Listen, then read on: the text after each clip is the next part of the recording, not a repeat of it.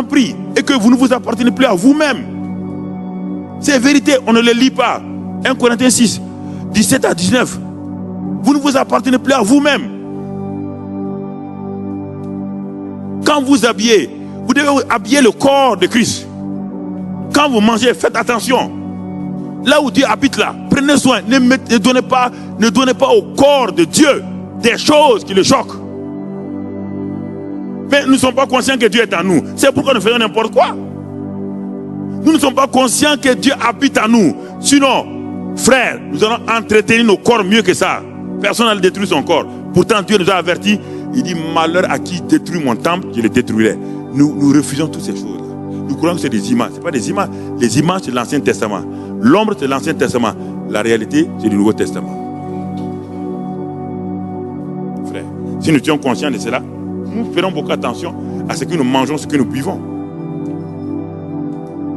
Nous ferons attention. Je me demande si quelqu'un va aller dans un palais présidentiel et déverser sur le palais présidentiel des poubelles. Dans le palais présidentiel se trouve le président. Dans aucun pays du monde, la garde ne va jamais admettre que vous venez mettre des choses souillées sur le président dans son palais. Vous êtes le palais divin. Vous êtes le palais divin, vous n'êtes pas conscient de ça, vous mettez n'importe quelle ordure sur Dieu, le Saint-Esprit en vous. Réfléchissez un peu. Comment voulez-vous vous entendre avec Dieu quand vous le souillez en permanence? Quand vous jetez sur lui des ordures, quand vous dites des choses qui ne lui plaisent pas, et Dieu vous dit, ne détruisez pas le temple. Si vous êtes conscient que vous êtes le temple de Dieu, vous ferez attention. Si j'ai 100 € dans ma poche, je ne ferai pas beaucoup attention quand les gens s'approchent de moi. Parce que j'ai 100 €, si on le vole, ça peut. Mais si j'ai 400 millions d'euros dans ma poche, n'importe qui s'approche de moi, je me méfie. Parce que j'ai une richesse en moi. C'est la même chose. Le Dieu qui est en vous est tellement grand que vous devez faire attention.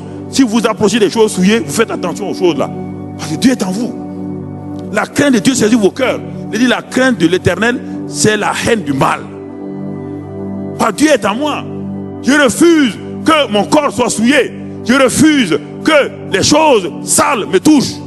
Non pas parce que je veux faire la discipline, mais parce que j'aime mon Dieu, je vais le conserver. Ça c'est Dieu en nous. Et c'est ce Dieu en nous qui opère. Je vais m'arrêter là. Il y a beaucoup de choses à dire, mais c'est par la foi qu'on accepte ces choses-là. Par la foi on accepte ça et on commence à opérer. Et ces derniers temps, quand j'ai commencé à enseigner ces choses-là, j'ai commencé à voir notre jeunesse. J'ai commencé à voir comment ils ont pris conscience qui ils sont. Ils ont commencé à comprendre qui ils sont. Je vous ai dit les trois.